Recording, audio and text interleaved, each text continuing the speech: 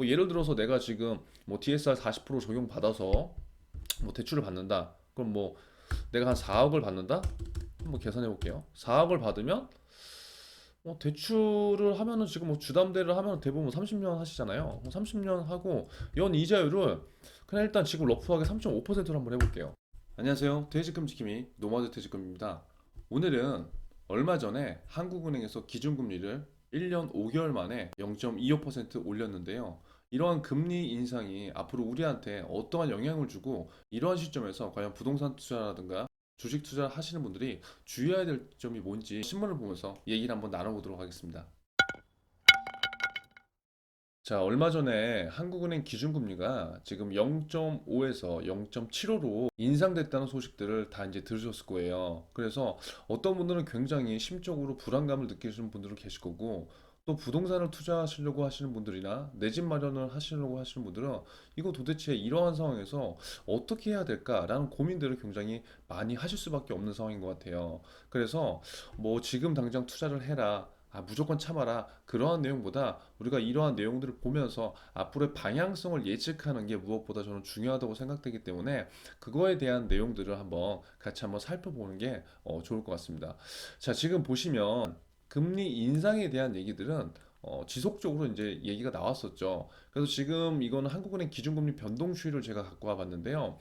여기 보시면 2020년 3월 17일에 0.5가 된 이후로 지금 1년 한 5개월 만에 1년 5개월 만에 0.75로 지금 인상됐다는 거죠.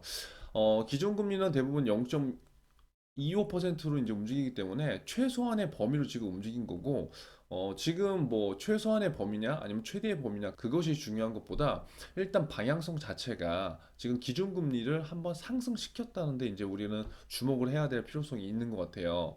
왜냐하면 지금 계속적으로 뭐 금융권에서도 그렇고 전반적인 금융 환경 자체가 초저금리 시대라는 이제 얘기를 굉장히 많이 했고, 이러한 초저금리 시대에 우리가 살다 보니까 지금 이자가 저렴하기 때문에 우리가 지금 현재 부동산이든 주식이든 빚을 내서 투자를 하는 뭐 우리가 얘기하는 B2나 영끌이 가능했다는 거죠.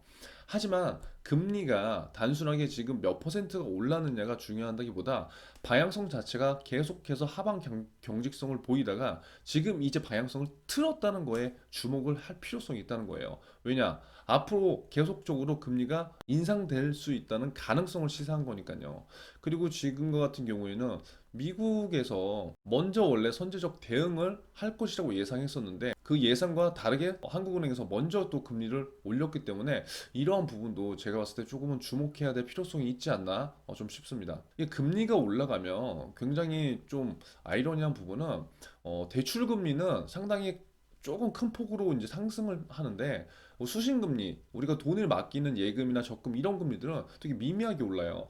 그래서 저도 이제 금융권에서 있으면서 굉장히 좀 아이러니했던 거는 야 기준금리가 상승이 되면은 예금 금리든 대출 금리든 같이 동일하게 적용을 해야지 이게 무슨 말이냐 그런데 잘 생각해 보면은 뭐 예를 들어서 은행을 빗대어서 봤을 때 수익을 내야 되는 집단이기 때문에 당연히 내가 줘야 될 부분의 금리는 낮게 주는 거고요. 받아야 될 거는 당연히 높게 받을 수밖에 없다는 거죠. 자, 그렇기 때문에 기준금리가 지금 0.25%가 지금 올라갔다 하더라도 대출 금리는 이 0.25만큼 지금 올라가는 게 아니라 이 훨씬 이상으로 상승돼서 대출을 하신 분들한테 나갈 거고요. 돈을 맡기려고 하는 분들한테는 이와 비슷한 범위 내에서 금리를 줄 수밖에 없는 상황이라는 거죠. 자, 그래서 중요한 거는 어떤 분들은 그 기준금리대로 1금융권에서 금리가 똑같이 측정된다고 생각하시는데 그거 절대 아니에요. 그래서 지금 이 0.25%가 의미하는 것들은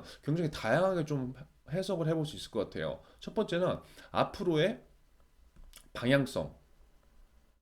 이게 가장 중요한 거겠죠. 제가 봤을 때. 왜? 금리가 계속적으로 상승될 수 있다는 게 문제가 될 수 있다는 거죠. 그럼 이게 왜 문제가 되느냐? 제가 지난 영상에서도 대출에 관련된 얘기들을 제가 계속 말씀드렸는데 결국 이 대출과 이제 연계가 돼 있을 수밖에 없다는 거죠. 가계부채가 1,800조가 넘는 상황이고 정부에서는 이거를 그렇게 달갑게 생각하지 않는 현실이고 또 이러한 가계부채가 늘어나다 보면은 당연히 가계에 좋지 않은 영향을 주는 건 분명한 거죠. 그런데 지금 중요한 골자는 부동산을 잡기 위한 이런 하나의 정책들이 계속해서 파생해서 지금 나가고 있는데 물론 지금은 대출도 이제 신용대출까지도 제한되는 상황이지만 만약에 이 대출 금리를 이제 상승시켜서 한 번이 아니라 두 번, 세 번 이렇게 계속해서 연쇄적으로 대출 금리가 상승했을 경우에는 이 1,800조의 가계부채가 굉장히 심각한 문제가 있을 수도 이제 있다는 거죠. 그래서 앞으로의 방향성이 한 번 지금 올리고 보합을 유지하느냐, 그게 아니라 한 번 올리고 계단식으로 계속 상승하냐는 앞으로 지금 투자를 하신 분들이나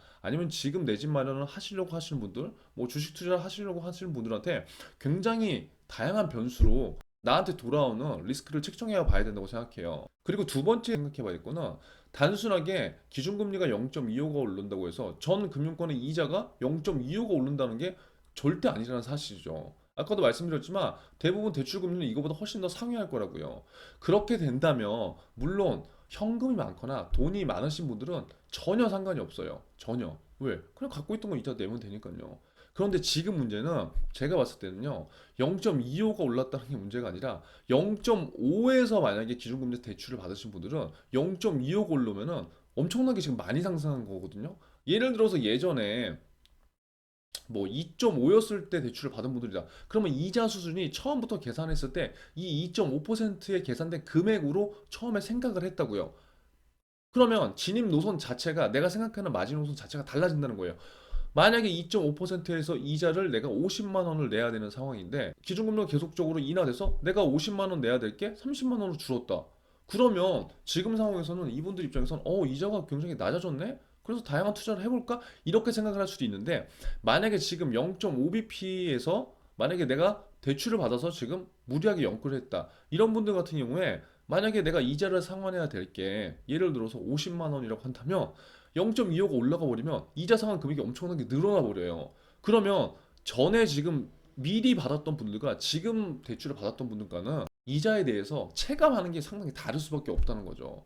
그래서 지금 시장이 굉장히 어떻게 보면 좀 위험할 수 있지 않나? 그런 생각을 저는 좀 개인적으로 해봐요. 그러니까 뭐 숫자로 이런 게 와닿지 않으실 수도 있어서 제가 그냥 한번 요걸 한번 해볼게요. 저도 대출 계산기를 한번 돌려놓고 뭐 예를 들어서 내가 지금 뭐 DSR 40% 적용받아서 뭐 대출을 받는다. 그럼 뭐 내가 한 4억을 받는다?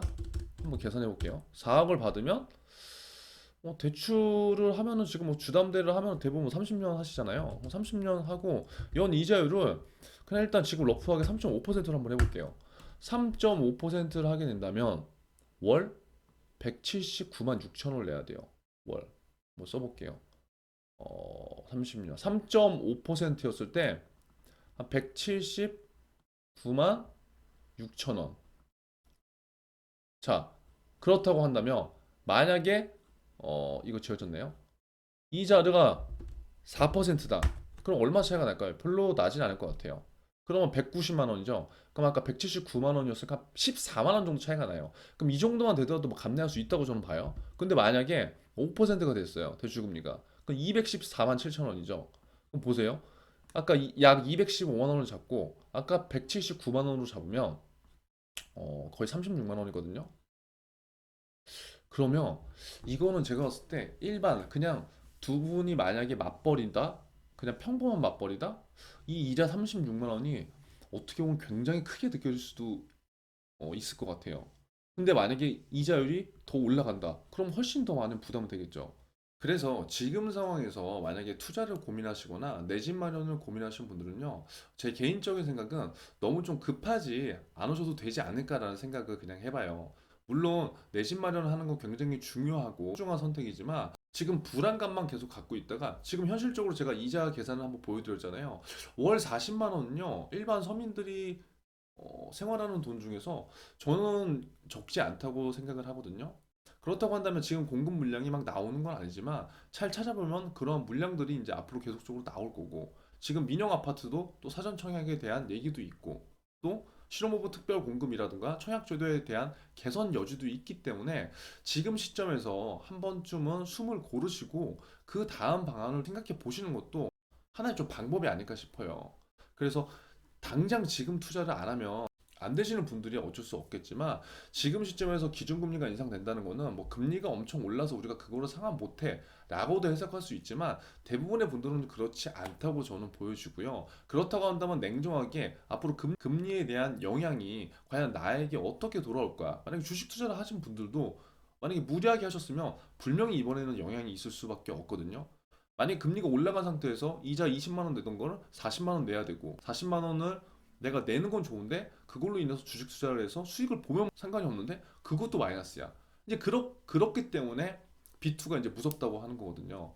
그래서 이러한 내용들을 확인을 꼼꼼히 한번 해보셔서 금리가 올라가니까 나 그냥 투자 안 해야 되겠어. 그거보다 나에게 맞는 전략을 찾아보셨으면 좋겠다는 마음으로 오늘 영상 올려봤습니다. 아무쪼록 오늘 내용도 도움 되셨기를 바라겠습니다. 감사합니다.